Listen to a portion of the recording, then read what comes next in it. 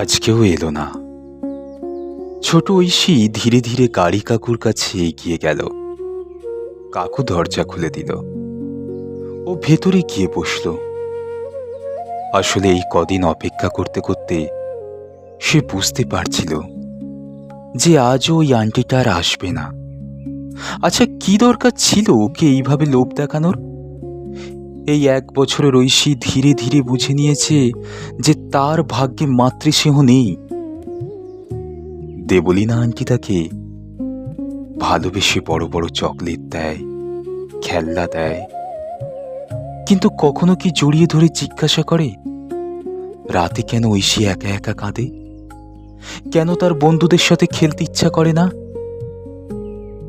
মা তাকে কত গল্প শোনাতো, কত জায়গায় ঘুরতে নিয়ে যেত, কত কি রান্না করে খাওয়াতো।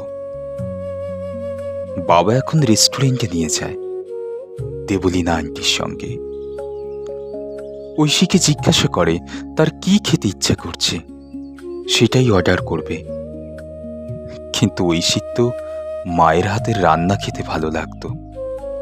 রেস্টুরেন্টের রান্নাগুলোতে ঝাল বড্ড বেশি। ওই আন্টিটা ঠিক মায়ের মতো। সেদিন সে যখন স্কুলের গেটে বেড়াতে গিয়ে পড়ে গিয়েছিল সবার ঠেলাঠেলিতে, উঠতে পারছিল না, ঠিক সেই সময় কোথা থেকে ওই আন্টিটা এসে তাকে কোলে তুলে নিয়েছিল।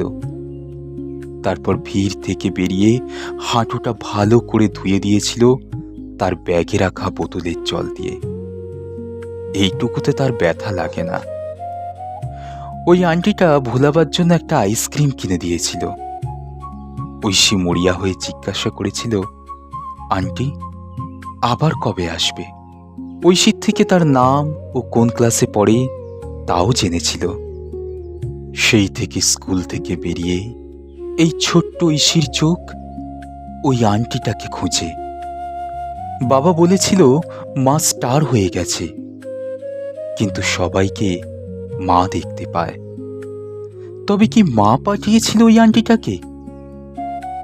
ঐশী আজ বাড়ি গিয়ে মায়ের ছবির দিকে তাকিয়ে বলে, তুমি তো স্টার, আর নামতেই পারবে না। ওই আন্টিটাকে তো পাঠাবে। আমার আইসক্রিম চাই না, শুধু আমাকে তোমার মতো ভালোবাসবে। নমস্কার, আমি রিজু রায়। এতক্ষণ আপনারা যে কণ্ঠটি শুনলেন সেটি হলো আমার। আমি আজকে এই অনিন্দিতা দত্ত রায়ের এই চাহিদা গল্পটি আমার এত ভালো লাগলো, তো আমি ভাবলাম যে এই গল্পটি একটু অডিও স্টোরি করি।